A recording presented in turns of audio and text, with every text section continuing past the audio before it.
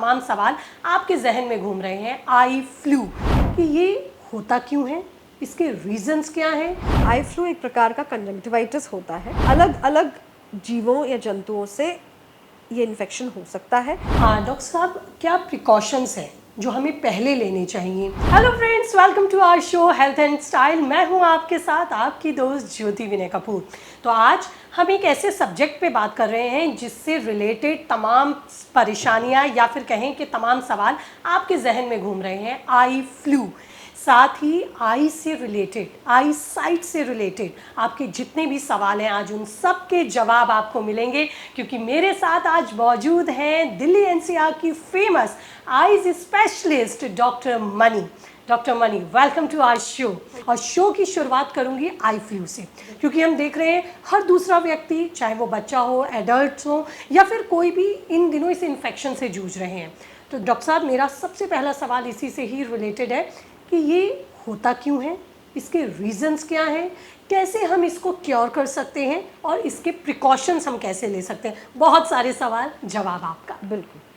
Eye flu एक प्रकार का कंजंक्टिवाइटिस होता है। कंजंक्टिवा मतलब आपके आँख के सामने सफ़ेद लेयर जो दिखती है उसके सामने एक पारदर्शी लेयर होती है, उसकी सूजन को कंजंक्टिवाइटिस कहते हैं।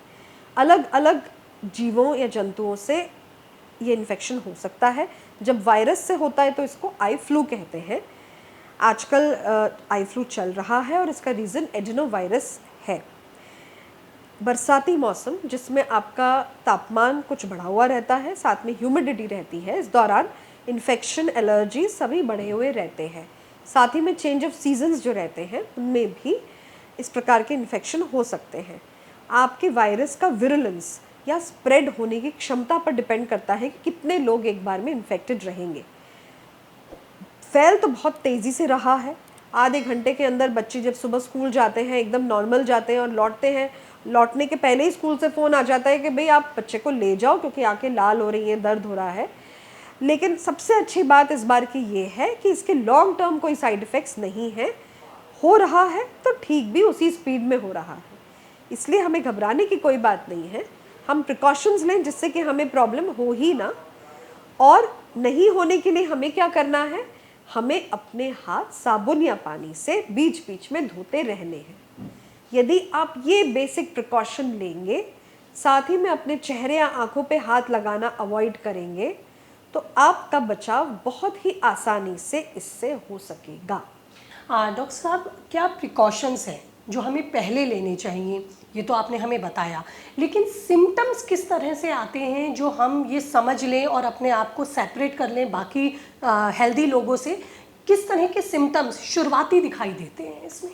तो इस दौरान हमें सबसे पहले तो आँखों में दर्द, हल्की सी लाली, चुभन। बहुत लोगों को ऐसा लगता है कि कुछ कचरा गिर गया है आँख में, तो वो लगातार जब हमारे पास आते भी हैं तो ये बोलते हैं कि हमारी आँख में कचरा गिर गया है। और जब हम उनसे पूछते हैं कि भाई कहीं बाहर गए थे, नहीं हम तो सो रहे थे, तो सोते सोते कचरा तो नहीं गिर सकता। तो सबसे इम्पॉर्टेंट है ऐसा महसूस होना कि आँख में कचरा चला जाना या रेत चली जाना, पानी आना, हल्की लाली आना, चिपचिपाहट रहना जो कि आपको पहले नहीं थी।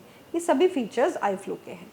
डॉक्टर साहब, इसमें फिर किस तरह से अगर पता चलता है ये सिम्टम्स आ गए हैं तो क्या इसका ट्रीटमेंट होता है? क्या तुरंत आप जैसे डॉक्टर्स के पास हमें पहुंचना चाहिए? कैसे इसका ट्रीटमेंट लें और अपना बचाव करें? देखिए, बर्फ़ की सिकाई तो आप घर पे कर ही सकते हैं, ये सबसे आसान है। साथ ही में अपने आप को बाकी सब लोगों से अलग रखें, क्योंकि जल्दी फैलता है। तो आप अपने बाकी फैमिली मेम्बर्स का बचाव इस तरह से कर सकते हैं। दूसरी आँख में हाथ नहीं लगाएं, क्योंकि हाथों से ही जो डिस्चार्ज या पानी आपकी इन्फेक्टेड आई का है दूसरी आँख में लग के उसमें भी इन्फेक्शन कर सकता है।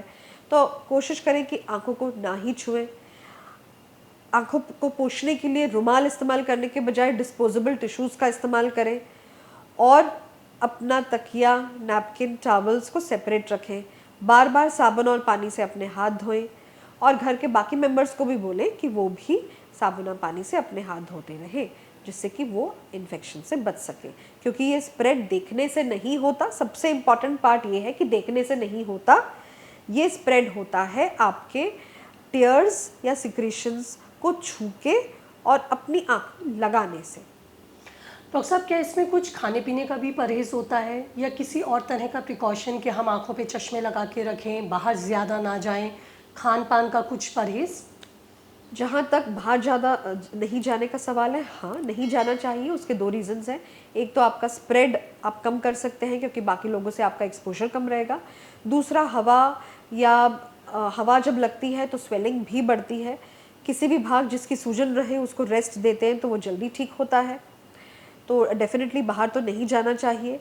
खाने-पीने में अलग से कोई परहेज़ की ज़रूरत नहीं है, पर यदि आपको थोड़ा-सा बुखार जैसा भी लग रहा है, जो कि कभी-कभी लग सकता है, पेट में दर्द है, तो उस हिसाब से ठंडी चीज़ें खाना-पीना अवॉइड करना, बाहर की चीज़ें ना खाना, हाँ, आप ये ज़रूर फ़ॉलो कर सकते हैं।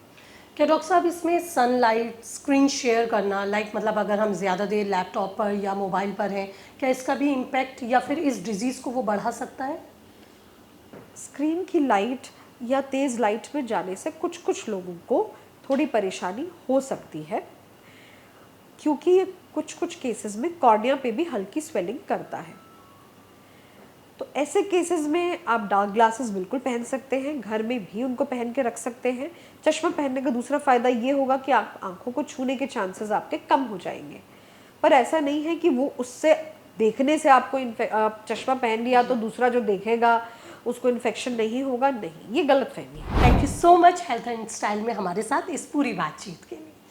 तो व्यूअर्स, अगर आपको भी ये बातचीत अच्छी लगी है तो आप इसे शेयर कर सकते हैं, लाइक कर सकते हैं और चैनल को सब्सक्राइब कीजिए। अगर आप ऐसे ही कई अहम जानकारियां अपने जीवन में लेना चाहते हैं, उनका फ़ायदा उठाना चाहते हैं, तो हम हाजिर हैं आपके लिए हेल्थ एंड स्टाइल में तमाम ऐसे टॉप डॉक्टर्स के साथ जो आपके जहन में घूमते तमाम सवालों के जवाब भी मिनटों में देंगे। Thanks for watching health and style. तो बच्चों को हम कैसे इससे बचाएं और इसका क्या इम्पैक्ट बच्चों की आइज़ पर।